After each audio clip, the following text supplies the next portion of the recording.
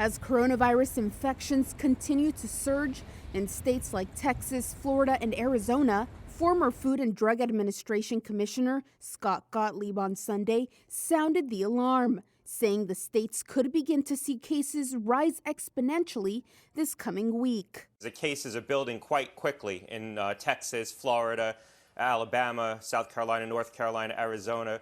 And the challenge with exponential growth is everything looks okay until suddenly it doesn't. Appearing on CBS's Face the Nation, Gottlieb also warned that hospitals in those states could soon become overwhelmed as cases mount. If you look at places like Arizona, the hospitals now are getting pressed. Midweek, there was a report out of Arizona that about 40% of the hospital beds were filled with COVID patients. Texas and Florida still are reporting a lot of capacity, even though Florida doesn't report the total hospitalizations for COVID patients.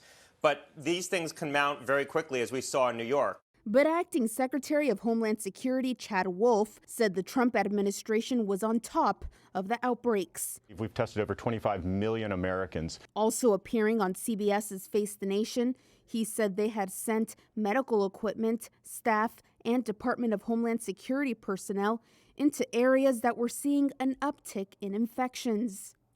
The United States has reported over 2.26 million COVID-19 cases, which amounts to nearly 26% of the global total, according to a Reuters tally. Nearly 120,000 deaths have been reported in the U.S.